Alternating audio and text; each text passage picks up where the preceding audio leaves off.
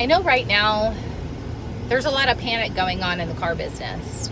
Like, a lot of people are looking to I'm seeing this play on repeat with a lot of my stores. You know, we're just not selling what we need to. We didn't meet our goals last month, and everybody's kind of being really reactive to what's going on in the market and not taking in the full big picture. Now, I know everybody's got their sales goals internally and with the manufacturer. I get it, but we have to really keep our eyes on the bigger picture of what's going on and not make very reactive decisions that could have way worse long-term effects on our overall business. So the best course of action, if you're with a provider and they're not like being shady, if they're a good partner, all that kind of stuff, and they're setting up campaigns with your best interests, like changing vendors. And I actually had one store actually say this to me, is like, well, this other vendor said that you're doing this, and this wrong. And I'm like, and what would be their motivating factor for that? That they're a competing vendor? Like, we really need to kind of, it seems like there's a lot of common sense that's kind of gone out the window. If you have a competing vendor that wants to take over your business, I mean, I could go in their campaigns right now and poke holes in what they're doing and how they're doing it. And they might not be doing anything wrong. Like, that's what I'm saying. If you're unhappy with the performance of your campaigns, ask your current vendor, okay, how can we modify what we're doing? Because here's what I'm seeing on my end. And here's what I need here's what I need to happen. And it's not just about I need to sell more cars. It's not just about I need more leads. Because if you're solely relying on marketing to do that, like, you're looking at it wrong.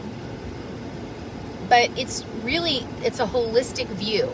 It's not only about marketing. Marketing is definitely a part of that conversation. But the biggest part of that conversation is, what are you doing in the store for proper messaging when you do get that lead? Has your gross revenue changed? So probably in 90% of my stores, I've seen that when they've had a drop in sales, they've had an increase in per unit gross revenue. So you can't have both.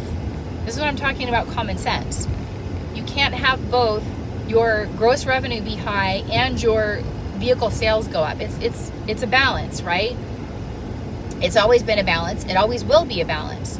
So if you're going to get more per copy, you're going to sell less vehicles. If you're going to sell more vehicles, you're going to get less per copy. That's just car math, or finance math, or gross profit math, whatever the hell you want to call it. But back to my original statement. And I had an agency partner put this very eloquently today, is he said, it's not 100% the responsibility of your marketing agency to be responsible for your lack thereof sales. And that's absolutely true. He's one of my favorite words of the day, dilly fart. But my point being is, instead of dilly farting around the truth of it, that's a very matter-of-fact way to look at it. It's not, you can't PPC your way out of the shit economy that's going on right now, the bad market situations, the lack thereof of sales.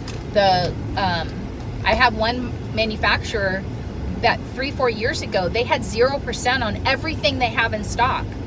And now they have 0% on one vehicle in stock, and they're wondering why sales are down. It's like, do you want me to get felt shapes and crayons? Like, what do you, how do you not see nobody who has 0% is trading up for 6% standard rate, 5.99% right now? I don't know anybody who would do that unless their car got totaled in an accident and they have no choice. I've seen, and even then, I've seen so much cross-brand shopping, more than I've ever seen before. So loyalty, that's out the window right now. People are looking for the lowest interest rate possible, that they can get 0% if possible. And don't tell me you have 0% for 36 months. That's a bullshit rate. It's just let's not dilly fart around that truth. If you have 0% for 36 months, that's a bullshit rate. It is. Because for your lowest price car is a $1,200 a month payment. The people who are paying $1,200 a month for a payment aren't buying an entry-level sedan. Let's just be realistic about it. So, back to my original point. Just 100% putting every bit of onus on the responsibility of your marketing vendor, that they're responsible for the drop in sales, it shows a lack of common sense. That's all it does. The economy right now, the things that are going on with the tariffs, the things that are going on with the EV credits going away, everything that's going on right now that's affecting negatively into all areas of commerce, and especially into the car business. Those are what are affecting people from buying things. The extreme amount of job layoffs, those things are what are affecting people in the purchase decisions they make, i.e. the second biggest purchase of their life, a car. They might put that off for a little while. Now, we had a little bit of a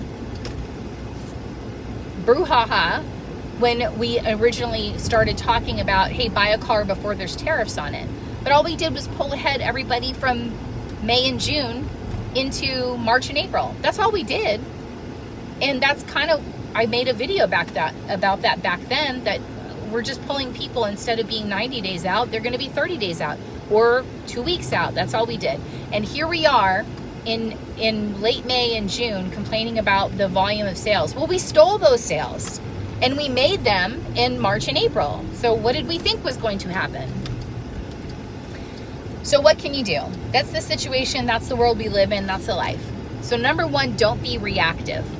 Don't all of a sudden, everybody's fired. That's it. I've had it. That is not the way to handle this situation. That's the way to cost yourself more money in the long run, because